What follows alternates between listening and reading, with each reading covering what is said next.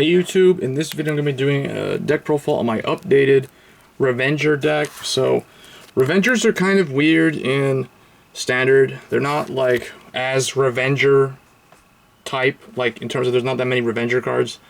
So what I do have, I am running, I try to build Revengers the most pure as I can, like in terms of running all the Revengers.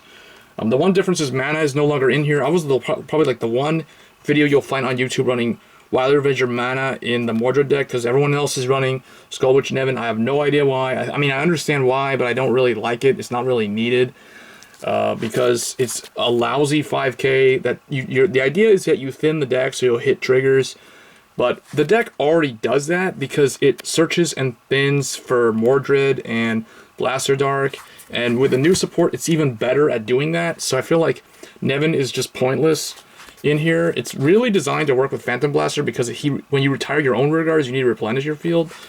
And this deck doesn't really retire any of your rear guards. So anyway, this is my take on Revengers post Dragon's Vanity. So for Illusionary Revenger Mordred Phantom, obviously he's your main Vanguard. He's the star of the show. He does everything essentially. And this is whereas Claret Sword was your premier Force 2 Shadow Paladin deck, this is arguably the Force 1 Shadow Paladin build. I mean, you could go Force 2 on this, but it's situational. It's more situational in here. I'm kind of like how Force 1 in Claret Sword is very situational. So for Mordred Phantom, you gotta run 4. He's the only Revenger grade 3, so you gotta run him. Next, this is what changed. So I used to run Lunge Dragon, Danger Lunge Dragon. I don't know why that guy wasn't called like Revenger Lunge Dragon or something, but anyway, I'm not running him anymore. People are probably gonna say that guy's better. Well, he's better if your games tend to go long. This guy's better if you want to close the game out fast. So Onyx Dust Dragon, basically you ride him or call him Vanguard or Regard, get your gift, and then get Blaster Dark. If Blaster Dark's not on the field, he's basically like, get over here right now. And then Blaster Dark comes to the field immediately. So, you Counter Blast 1, Soul Blast 1, search your deck for Blaster Dark, and get him on Rear Guard Circle. That's all he does. And then, if he's a Rear Guard, if Blaster Dark is on your Rear Guard Circle, it's the continuous skill, he gets boost. So he can boost Blaster Dark. So he's a 13k booster for Blaster Dark. That's very, very nice. So, really, really good. I call him Mordred's Dragon, basically. Or maybe he's Blaster Dark's Dragon. But anyway, him. Next we're running for Blaster Dark Revenger. I call him Blaster Dark Revenger. That's why I use this one, it's the darker one, so it looks more like Blaster Dark Revenger. Even though Blaster Dark Revenger doesn't exist in Standard. This is the Revenger deck, so this is Blaster Dark Revenger. So you gotta run 4 of him because the deck revolves around Mordred restanding him.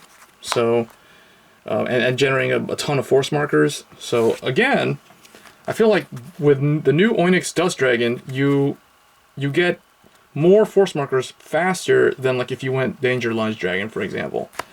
But I do like, in terms of the effects, I like Danger Lunge because the way he can close out games with the Sentinel restriction. But this guy's, the more I play the deck with this guy in it, the more he grows on me. Like, this is kind of a cool addition because I was kind of like hesitant to try this guy out at first.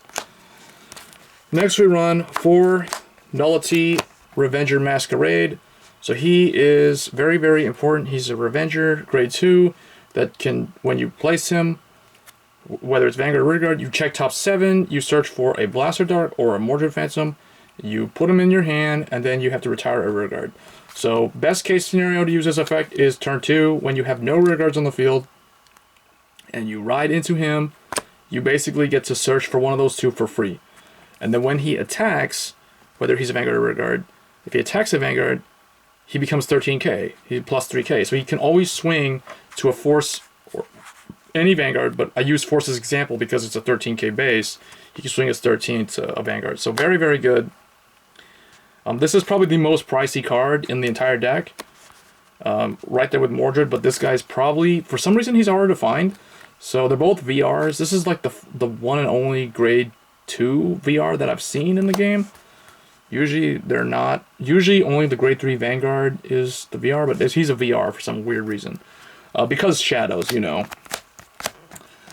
Next, we have 4 Barrier Troop Revenger Dorint. So I like to run Revengers because I want this to be a Revenger deck, so I'm going to run the Revenger line. There is a new grade 2 for the Shadow Paladin, I mean, that came out for Blaster Dark in Team Dragon's Vanity. I tried it for a while, and it's cool. Basically what he does is when you like a continuous skill, when Blaster Dark is on the field, he gets plus 10k power and plus 10k shield. So he's a 15k interceptor, and he is a 20k base all the time, even on the opponent's turn, as long as Blaster Dark's on the field. But the problem with him is he doesn't really do anything other than that. I mean, he's pretty good in terms of like resource management. He doesn't really require any resources.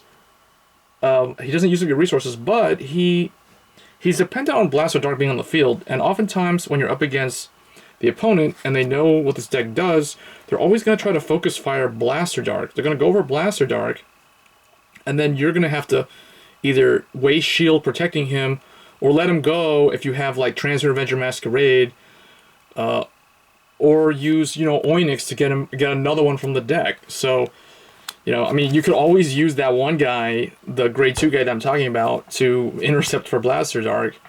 But, you know, he's okay, but he's not a Revenger, so I'm not running him. That's the bottom line. But this guy's different because this guy actually helps the deck do what it wants to do. That guy's more of like dependent on Blaster Dark being on the field before he do anything. But you could put like 1 or 2 of him. If you don't want to run Dorint, run 4 of that guy. That's basically the alternate setup. But Dorint's Revenger, and I want to make a Revenger deck, so that's why. Next, 4 Transient Revenger Masquerade. You gotta run 4 because he revives Blaster Dark from the drop zone. His skill basically counterblast 1, put him into the soul. Call Blaster Dark from the drop zone, and that unit gets 5k power. So he powers up Blaster Dark from the drop zone for a turn, and he also boosts for as an 11k, kind of like Aramo in Kagero. So you gotta run 4 of him. He's really good, and he's a Revenger. Next, 4 Claudas. So Frontline Revenger Claudas, because I am running Dorint, so you obviously want to run Claudas, so you have both of them. So this is kind of like Maka and Sharon in the you know, the original Shadow Paladin build. And the next card I'm running is 3 of the new grade 1. So they got a new grade 1, a new grade 3, and a new grade 2, but I'm not running the 2, although I might try it at 1. I might take out like 1 Dorint, put 1 of him in again, you know, but he's kind of like a, you know, he's an attacker. He's a good alternate. That guy's a good alternate attacker. If you only have like 1 Blaster Dark on the field, which is pretty common actually, but sometimes like you just call this guy out and he's 20k straight up, regardless of whether Blaster Dark's on the field or not. So for Counterblast 1, Soul Blast 1, he gets 10k when you place him out. And then this guy combos with Claudas, so it's like, I feel like, you know what I'm saying? There's more synergy here, but that guy's good, but these guys I think are just overall better. So, but this guy's pretty good in here. So we're running 3 of him. Inflexible, Arrow. This guy replaced Wily Revenger Mana because Wily Revenger Mana is super, super good in the Declared Sword deck. And I wanted to give Declared Sword more retire power, so that's why Mana is a good fit in there. And this deck already has enough retire power because Blaster Dark comes to the field a lot. You call him a lot, so you have a lot of retire power in this deck. But this guy basically, when Blaster Dark, you always put him behind Blaster Dark. When Blaster Dark stands, you can Soul Blast 1, stand this guy, and then give this guy 15k power.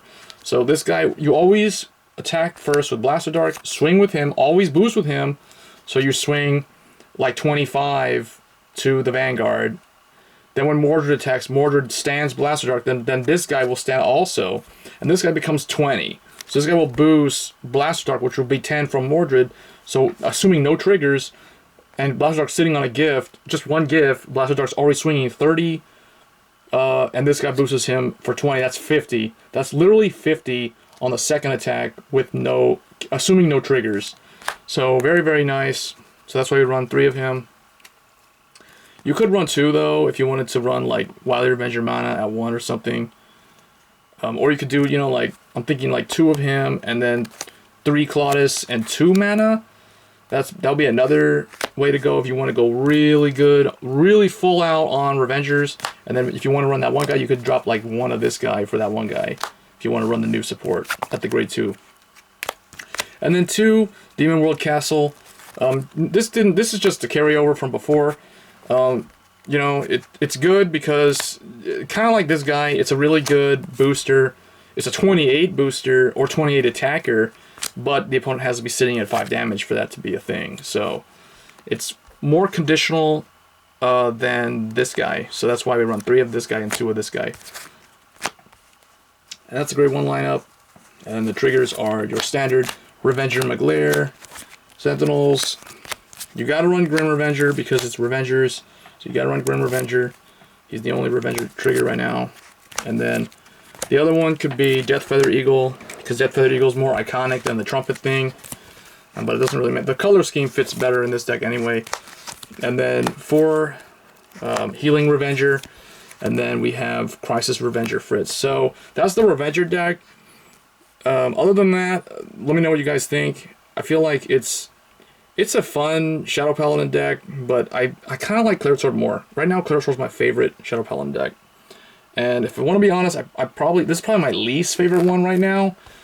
Until Raging Form comes out, or even Drag Ruler. Hopefully they make at least Drag Ruler for Mordred Phantom. But otherwise, yeah, I've got 3 Shadow Paladin decks. This one, my Phantom Blaster Dragon one that has my Nevins, you know, Maka, all that stuff. And then, of course, Clear Sword, the latest and greatest. So let me know what you guys think in terms of Shadow Paladin as a clan. Since it feels like we are moving to a Force meta, do you feel like Shadow Paladin will be one of the most common decks or one of the best decks to play this summer? And I'll catch you guys in the next video. See you around.